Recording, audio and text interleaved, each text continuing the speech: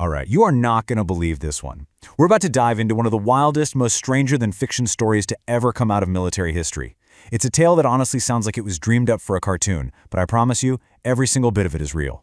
So let's set the scene. It's the middle of World War II. The entire planet is at war, and the sharpest minds are in this desperate race to invent the next game-changing weapon. And in this incredibly high-stakes environment, the U.S. military reached out to a very unlikely partner. Yep, you heard that right. A bomb guided by a pigeon. The official name was Project Pigeon, and the goal was, and I'm not kidding, to create the world's very first smart bomb by using something they called organic control. So how in the world does an idea like this even get started?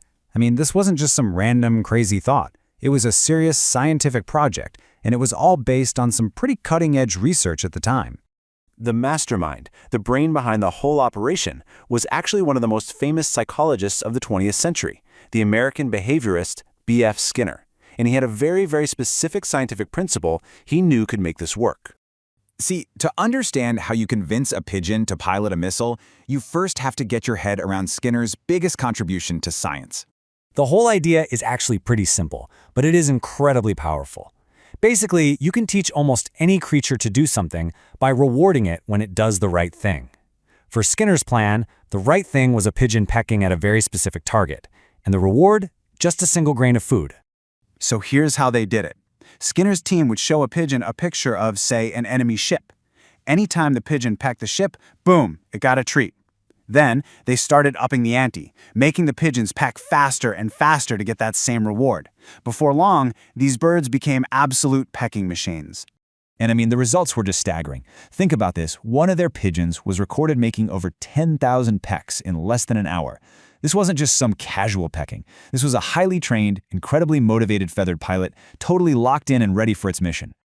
Okay, so you've got your trained pigeons. Great. But how do you actually turn a peck into a command that can steer a giant missile? Well, this is where the engineering gets really, really clever, and it all happened right inside the nose cone of the bomb. Right inside the nose cone was a little compartment with room for up to 3 pigeons. A set of lenses would project the view from the front of the bomb onto a screen in front of them. As long as they pecked the target right in the center, the bomb flew straight. But if the bomb started to drift off course, the image of the ship would move on the screen. The pigeons, wanting their food, would just follow the image, pecking wherever it moved.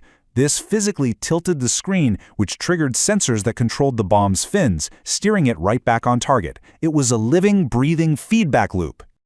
And get this, they even had a system for disagreements. If you had 3 birds in there and one of them started pecking at the wrong thing, the pecks from the other 2 would simply override it. As Skinner put it, the minority pigeon would be punished for his minority opinion. It was a ruthless little democracy in there, but it worked. So you hear all this. The training was a success, the mechanics were ingenious. It makes you wonder, why aren't pigeon-guided missiles a thing?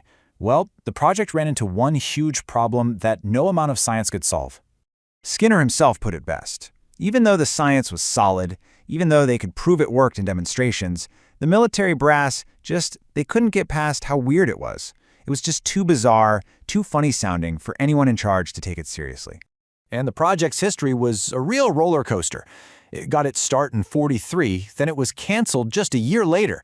But then the Navy, believe it or not, brought it back in 1948 and renamed it Project Orcon, which is short for Organic Control.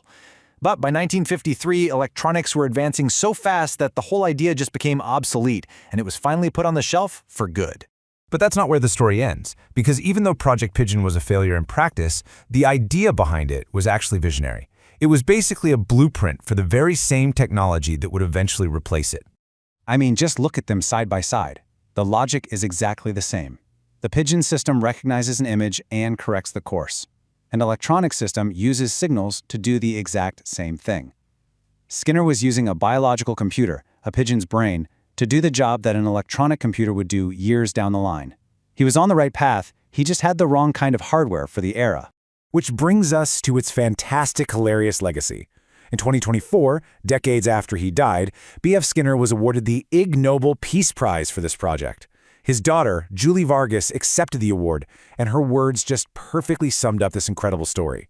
A project that was once laughed out of the room, finally getting recognition for its brilliant, if completely bizarre place in scientific history. A final, perfect punchline for the bird-brained idea that was truly way ahead of its time.